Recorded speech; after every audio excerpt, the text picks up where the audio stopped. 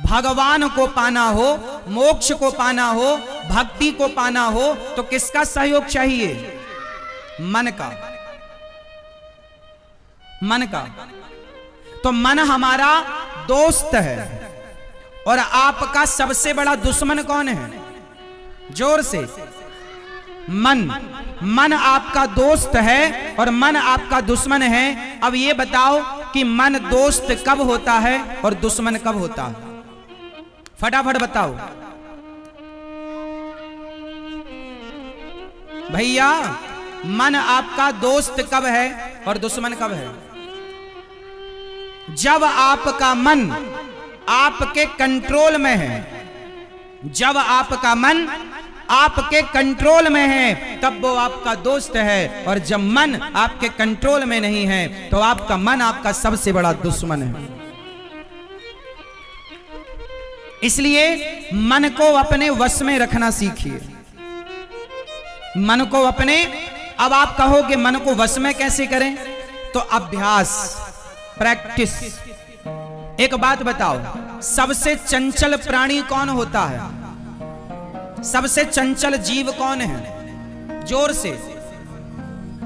बंदर। सबसे चंचल जीव कौन है? प्राणी कौन है? अर्थात पशु कौन है? बंदर। बताओ मंदारी बंदर को वश में कर लेता है कि नहीं? बंदर कितना चंचल है, लेकिन करने वाले ने उसे वश में कर लिया। अब बताओ बंदर को बंदारी ने वश में कैसे किया? प्रैक्टिस, अभ्यास। एक दिन में क्या बंदर वश में हुआ? तो क्या एक महीने में हुआ? मंदारी को कम से कम 6 महीने लग जाते हैं, साल लग जाता है उस बंदर को अपने कंट्रोल में करने के लिए, लेकिन कोशिश करता रहता है मंदारी। तो एक दिन बंदर उसके इशारों पर नाचता है। सोचिए कि सबसे चंचल बंदर है, यदि बंदर को वश में किया जा सकता है तो मन को वश में क्यों नहीं किया जा सकता? किया जा सकता है, पर कैसे? प्रैक्टिस, अभ्यास, धीरे धीरे धीरे धीरे। आप कहते हो महाराज जी हमारा मन नहीं लगता कथा में, पूजा में, पाठ में। मन नहीं लगे तो भी लगाओ, तो भी करो पूजा। आज नहीं लगता, कल नहीं लगता, एक दिन जब आप लगाते रहेंगे तो मन की थोड़ी चलेगी। मन आपका गुलाम है। अच्छा बताओ, आप मन के गुलाम हैं या मन आपका गुलाम है?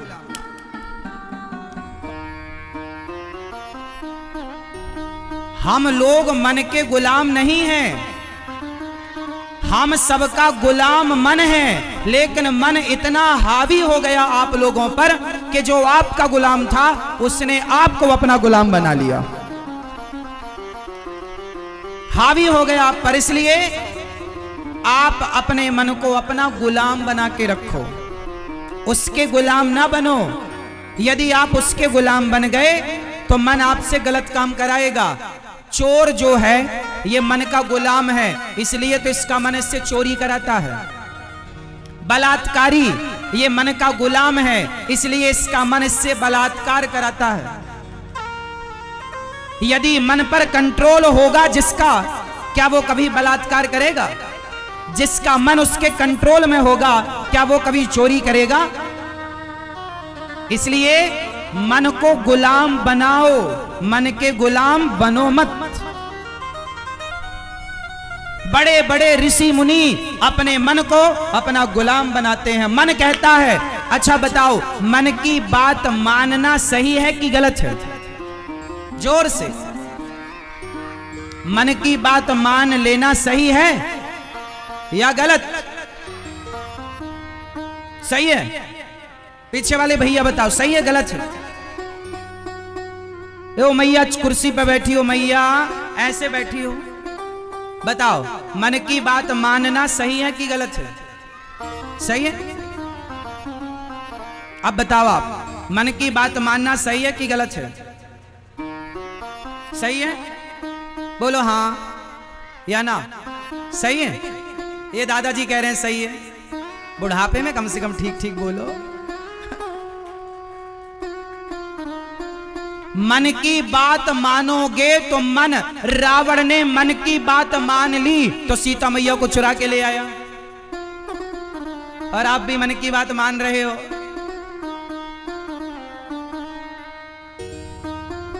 किसी को शुगर की बीमारी है और उसका मन कर रहा है कि रसगुल्ला खाएं, और शक्कर की शुगर की बीमारी है और रसगुल्ला खाने का मन है, यदि उसने मन की बात मान ली और रसगुल्ले खाया तो मर जाएगा? बोलो हाँ। इसलिए ज्ञानी लोग, समझदार लोग मन की बात मानते नहीं हैं, बल्कि मन को मारते हैं। मन को मारो। मन की बातें पूरी करोगे तो मन की इच्छाएं दिनों दिन बढ़ती चली जाएंगी। और मन की इच्छा, आज तक किसी ने मन की इच्छाएं पूरी कर ली क्या? बताओ, किसी के मन की हुई? लोग कहते हैं हमारे मन की नहीं हुई। आज तक किसी के मन की भरपाई हुई, इच्छाएं पूरी हुई? जन्म से लेकर आज तक आप मन का खाना पीना खा रहे हो, क्या पेट भरा? आज तक मन की शादी आपने की, मन की लड़की आप देखने गए, हाँ ये मेरे मन की है। जो लड़की आपके मन की थी, उस लड़की से आपने शादी की, उस लड़की से आपने बच्चे पैदा किए। जरा पूछो अपने आप से कि उस लड़की के साथ रहकर, जो अब आपकी पत्नी है, आपके मन की थी, क्या उस मन की लड़की के साथ रहकर भी, पत्नी के संग रहकर भी, क्या आपका मन भरा? क्या मन का पेट भर गया? बोलो भाई, कितना दिया आपने इस मन को? हर बार इस मन की पूर्ति की आपने, बताओ किसका पेट भरा? क्या रावण के मन का हुआ?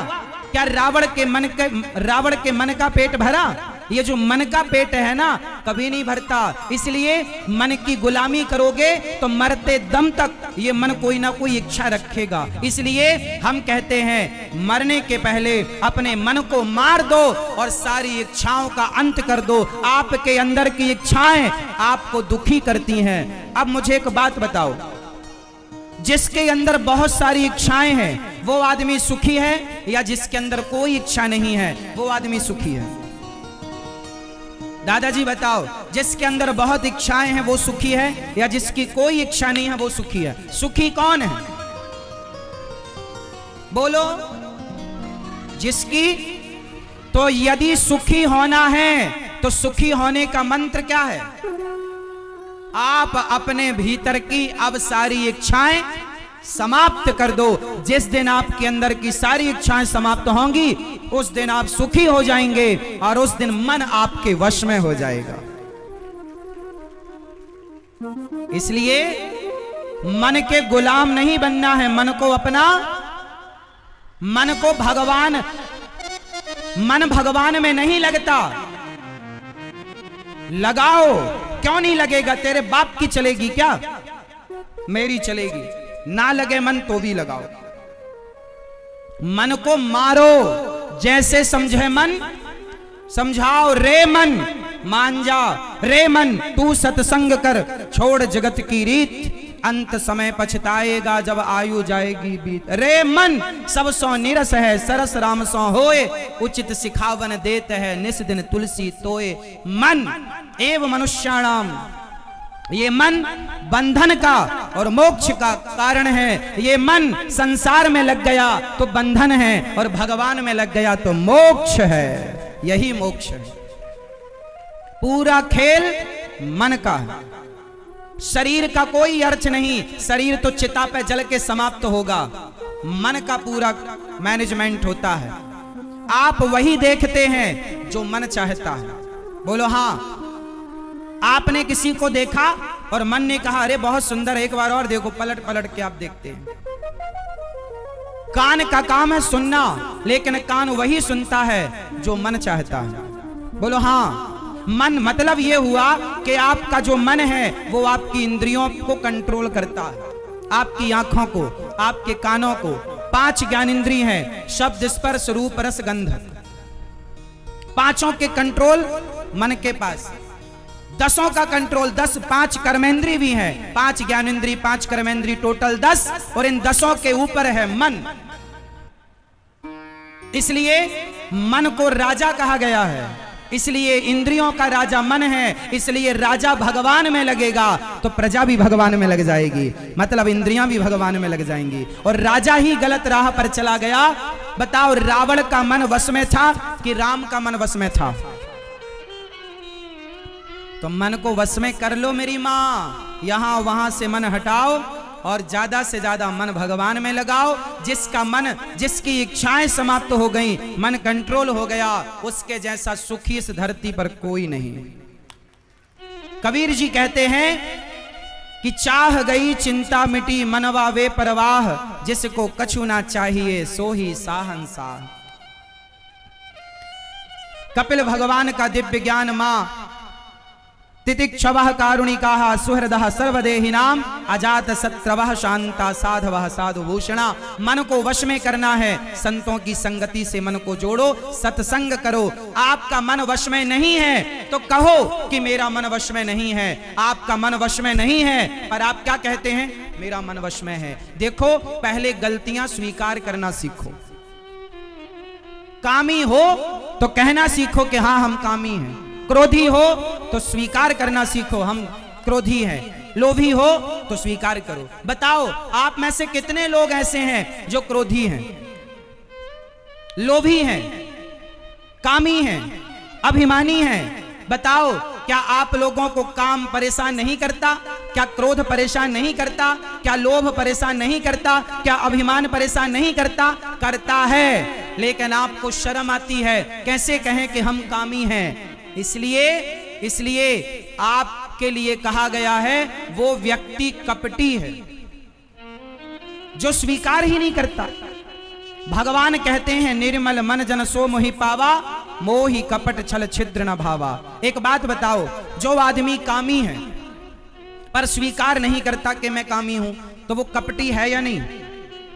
अरे भाई, इस धरती पर ऐसा कोई नहीं है जिसके अंदर ये बुराइयां ना हो, जिसके अंदर काम ना हो, क्रोध ना हो, लोभ ना हो, अभिमान ना हो। ऐसा शायद कोई करोड़ों में एक हो जो इन चीजों से बचा हो। तो जब हो तो स्वीकार करो। और किसके आगे स्वीकार करना है? जगत के आगे नहीं, जगन्नाथ के आगे। हे प्रभु, हम स्वीकार करते हैं, हे नाथ हम कामी हैं। उठाओ हाथ जोड़ के, दोनों हाथ जोड़ो, सब लोग जोड़ो, रीढ़ की हड्डी सीधी करो और मेरे संग बोलो, बोलो हे श्रीमन्नारायण, हम पापी हैं। बताओ, आप लोग पापी हो या नहीं? हाँ या ना उत्तर दो, हाँ या ना। नहीं हो तो मत बोलना, हो तो मैं तो बहुत बड़ा पापी हूं। हाथ जोड़ के बोलो, हे श्रीमन्नारायण, हम पापी हैं, हम अधम हैं, नीच हैं, दुष्ट हैं। हे भगवान, हम कामी हैं, क्रोधी हैं, लोभी हैं, अभिमानी हैं। हे श्रीमन्नारायण, हे श्याम सुंदर, हम जैसे हैं आपके हैं, हमें स्वीकार कीजिए। हे नाथ, हम जैसे हैं आपके हैं। जैसे गाय बछड़े को चाट कर साफ कर देती है, स्वयं बछड़ा अपने को शुद्ध नहीं कर सकता, उसी तरह गोविंद, हम तो वो बछड़े हैं जो काम क्रोध लोभ मोह में, गंदगी में गंदे हैं। हमें कोई शुद्ध कर सकता है तो हम स्वयं को साफ नहीं कर सकते। आप कृपा करेंगे तो हम शुद्ध होंगे, वरना हम में कहां कोई ताकत है। हे प्रभु, बोलो हे नाथ, जैसे गाय बछड़े को शुद्ध करती है, हे प्रभु, उसी तरह आप हमारे विचारों को, हमारी बुद्धि को पवित्र कीजिए। हे नाथ, हम आपके श्री चरणों की शरण ग्रहण करते हैं।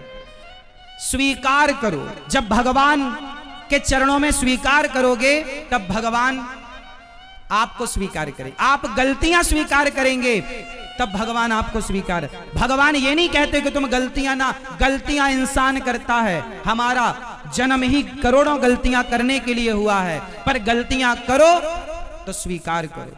स्वीकार करो प्लस सुधार करो, स्वीकार करो प्लस और स्वीकार करो प्लस सुधार करो और भगवान के चरणों में आत्मसमर्पण करो।